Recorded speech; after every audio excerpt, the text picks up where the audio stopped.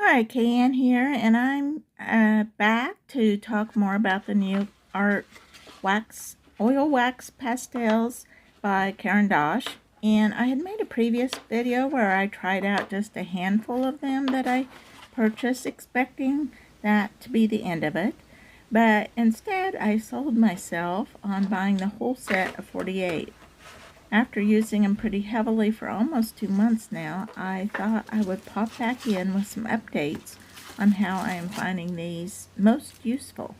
So this will be a little more in-depth swatching and testing that I did with the full set, and then I will show you how I actually use them like in artwork. So I'm starting out here with a new to me sketchbook by Ugly Books. I've been intrigued by their colorful pages, so thought I would give it a go with these NeoArts. The pages have some tooth to them for drawing that pairs really well with the NeoArts. I really like the feel of using the NeoArts on this paper and the amount of texture that shows. And one of the strengths that I have found with the NeoArt, one of the things that really drew me into them with those first few that I tried, was their ability to layer. And you can see just how well they cover on this colored paper. So you can get a pretty opaque coverage even with this colored, either colored paper or paint or whatever. Another thing I love is their color match with the luminance pencils, which are some of my personal favorites. I really like the luminance. I like pretty much everything about them. Their color range, their how they work. They got just the right softness as you use them. But probably the main thing that limits me in using the colored pencils more, I do use them a lot in my finished artwork, but I don't use them to cover any area that's very large. I use them more for line work and such. So I'm thinking that these could kind of fill in that gap. So you get a lot more coverage. I previously had thought they were similar material to the luminance, and now that I've tried them more, I can see that they are a little different in texture, but still similar and still a good match. So here I am. I've rounded up my luminance pencils that I have that match. I think I only had a few where I didn't have a match for them, and I'm not for sure whether I've just misplaced those pencils or what, but I think that's also a real plus of these. So now that I've tried them on colored paper, I also tried them on top of matte acrylic paint, which is my paint of choice in most of my artwork. To me, layering is where these really shine, and I love how the texture really shows a bit of what lies underneath. I'm just doodling some little bunnies here, adding details with the luminance pencils. Because of their octagonal shape, it's pretty easy to find an edge to use, and when you need more detail, a pencil works nicely with them. So I think they make a perfect pairing with the luminance pencils. It also seems like the luminance pencils work well on top of them, which is perfect for adding in detail. There are 48 colors in this set, and I'm kind of hoping that they will eventually be adding more colors. This is a great starting place. There are a few colors that I kind of missed, like a pink. There's not a pink. I noticed as the more I use these, there are some really great colors, like the manganese violet or the olive brown 50%. The color I've used most so far is the cobalt blue 5%. I also really like the selection of non-white whites, and I think it's probably partly because of their high light fast rating that they left particular colors out. So the next thing I'm going to do is also on this paper just pair the luminance pencil with the color swatch. And the color match are quite good. Sometimes when there's different materials, they don't match as well as these do. But these match quite well their corresponding color. And then where it really matters is once I've tried them in a sketchbook a bit, now it's time for the real test of using them in some artwork. So I had this mixed media collage piece that was in progress handy, so I decided to just try it out, kind of where the rubber meets the road here, and use it layering in. So on this piece so far I have watercolor and gouache and paper, collage paper. So I'm just kind of seeing how it works on all of those materials. Now the papers, as you would imagine, is a little bit mixed. Like it works on top of some papers better than others. Some papers are more glossy and so a little harder. They do cover the more glossy papers. They did struggle a little bit with the more like handmade paper, like mulberry paper or the Lotka paper. Those type of papers they did work on, but they don't show up quite as much because those are such soft papers. But I think these will be great for just a little detail. Piece like this, I would usually add some little pops of oil pastel at the end, but I use those in pretty small doses since they never really set. But these I can use in a similar way, but a little more liberally, and their light fast rating does make me more confident in using them in finished artwork. What I haven't really tried these on yet is smooth paper. So I'm pulling out this Nostalgia sketchbook by Hannah Mule, which has very smooth paper. I have already tested some other materials, and I'm not going to swatch every color here, but I just want to get a feel for how both the light and dark colors cover on this smooth surface. And with just a little pressure, you can achieve very opaque coverage on this smooth paper. So if that's what you're after, then a smooth paper is probably your best bet. I mentioned the octagonal shape and how that gives you a sharp edge to work with. However, as you can imagine, as you use them, you kind of end up rounding that point. So what I've started being in the habit of doing is when I'm doing a big area, which I do use these in some bigger areas, I try to use it perfectly perpendicular to the paper, which returns a flat edge to the end of that, so that when I do want to do detail work, I have that flat edge to use again. And then I can have get some really pretty detailed lines with that. I'm picking some of those really dark colors now to see just how well they cover, and as you can see, you can get a pretty smooth coverage on this paper. I also want to check and see how well they layer over these dark colors. So you can see this white actually shows up pretty well, even layered on top of the super dark colors. I'm trying with a pencil also, which struggles a little bit more, having a visible coverage. I'm laying down some pencil lines now, the luminance pencil, and then layering the NeoArt on top of those just to see how well it layers. And then I'm going to do the other way around, where I do the NeoArt pencils first and then try both the more NeoArt as well as luminant pencils on top. As I mentioned, I originally thought that the pencils and the NeoArt were maybe the same material, but as I use them, they're clearly a bit different and therefore layer differently. The NeoArt are a bit more waxy and make a stronger resist when I watercolor over them. And they can still be used similarly to cover a larger area where I would not use the pencil. So they are similar, but they are different material. Surprisingly, I found they even work somewhat, even on wet watercolor, just not as well. But when I dried the watercolor with a heat gun, I had a pleasant surprise.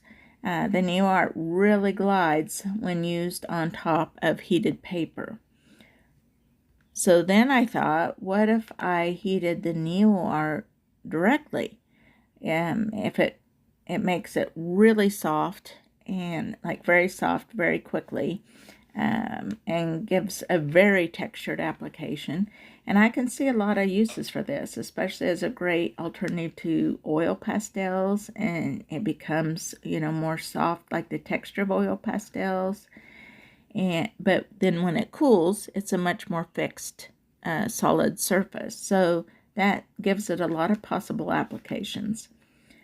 I'm pretty excited about the possibilities for these combined with heat. As you can see, I'm just mixing a bunch of colors here and just how they mix.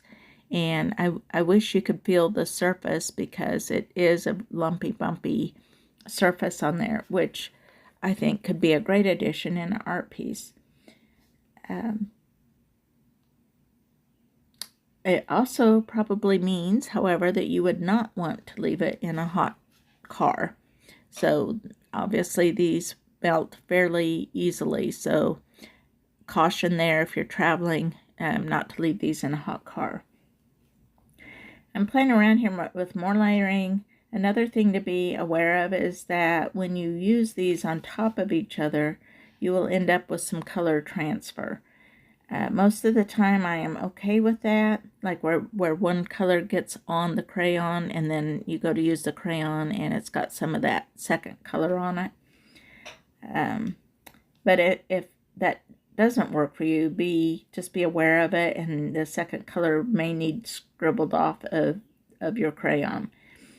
I also found that if I am using them in a large area and hold them perpendicular, as I mentioned before, you're not only cleaning them off, but you're kind of restoring that flat edge. So just doing some more mixing and experimenting. You can see the mark making I made in there with these. And now I'm just exploring a little more of using them as a resist. Like the scratching into, resist offers a whole nother possibility for mark making. I just used a sharpened pencil for the scratching in, and now I'm just using some watercolor on top of them and just seeing them as resist. Also trying it with a Tombow marker, which really made a nice resist for those and makes a pretty vivid contrast. Of course, I also have to try using the NeoArt on top of the Tombow. So every different direction of layering, it just helps to know what your materials are going to do and what to expect from them. And as you can see, I have all kinds of possible textures that I can achieve with these. I'm also really curious whether painting on top of the NeoArt will be an option. I'm using acrylic gouache here, and it seems to cover fairly well, even with the addition of adding some water. But I do imagine it will be a more fragile finish on top of the waxy surface. So I'm pretty sure it would need to be well sealed, a good finish, like some coats of matte gel medium or something like that, to make it more durable.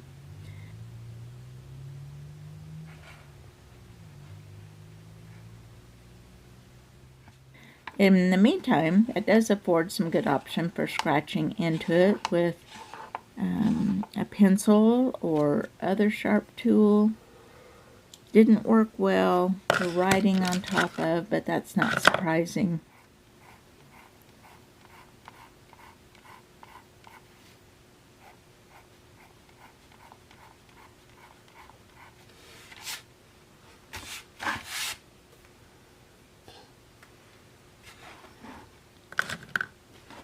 So I think I've discovered lots of ways that these can be used for some effective mark making in either the sketchbook or artwork. Since this was on the smooth paper, I'm going to move back to my Strathmore Mixed Media sketchbook and see if it resists just as well, and play around with heating that paper also to see if that porous finish is made less so by heating, or less obvious, I guess, the texture in it, and if that will make a stronger resist. So I believe this is the bismuth white that I used here. It has a slight yellowish shade to it. And on the left, the swatch is not on heated paper. It's just on the regular Strathmore paper. And on the right, it's where I heated the paper first and got a little more solid coverage of the NeoArt.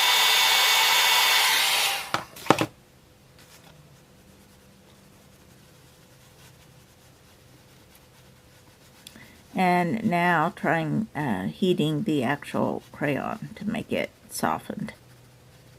I didn't heat it quite as much, I just lightly heated it, and as you can see, get more of that texture, the paper texture, still showing through this. Again, if it's important to you to keep your colors pure, you'll want to be sure and clean them off after you blend colors.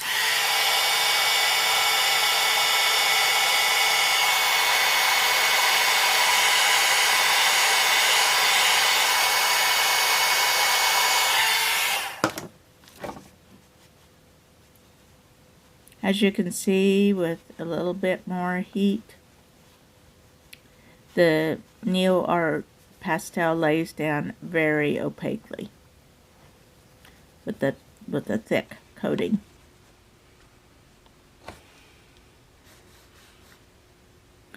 I'm just getting those tips of my NeoArt cleaned off so that I don't have any surprises later.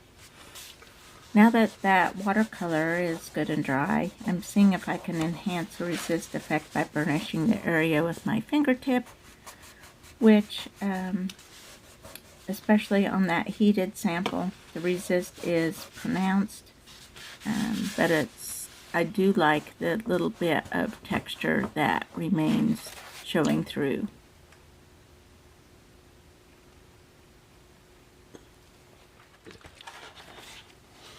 So now for using it on its own in actual artwork. I've done some sketches using only the NeoArt, and I can understand why some of the artists are less than enthused about these. If you're just using it alone, I don't see a big advantage to these over other already available media. They're fine, but I really would not have had a reason to add them to my existing collection of art supplies. I feel like the strength of these comes much more from layering with other media. It works well on top of matte acrylic paint, but is not as messy as oil pastel. It gives a nice texture. It can be used to cover larger areas than colored pencils. I've used it a lot over the last couple of months and have found them really a great addition to my supplies and something I reach for often. One of my favorite things that I've used them for over and over in my sketchbook is to cover the negative space areas like I am around these trees. So I painted an acrylic paint background on this page, just with using up some leftover paint on a palette, and sketched in some trees, and then am using the NeoArt pastel to color in those negative spaces. And again, what I really enjoy about this is the texture that it leaves. You get little hints of the underlying paint there. And I can also layer on top, as I am here, making some kind of background trees on top of that cobalt blue color.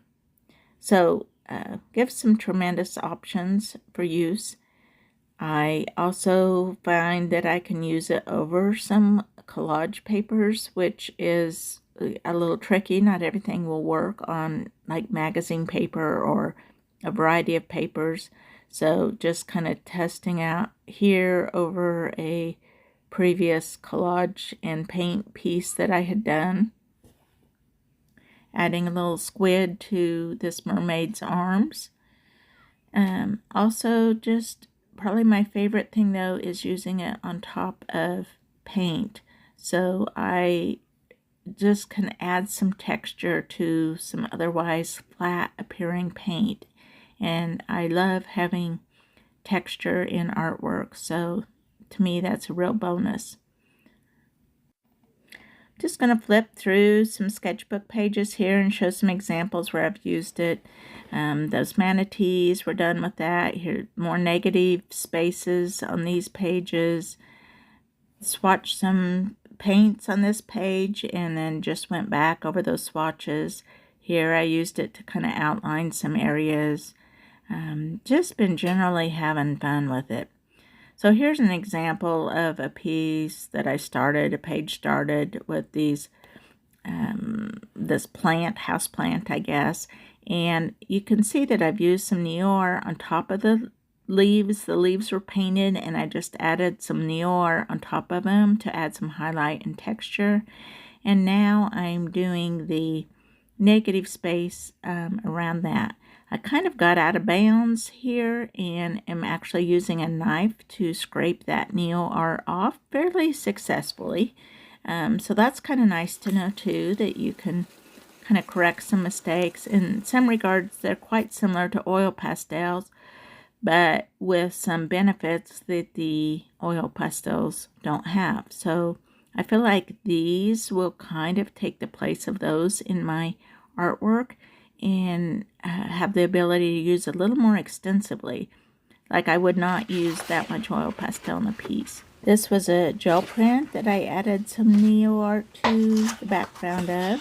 Really like the amount of texture that that gives in that piece.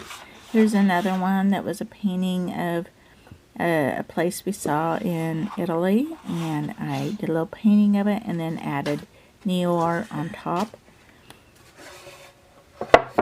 And in this piece, I needed to do a little color adjusting in the background and adding some texture to it.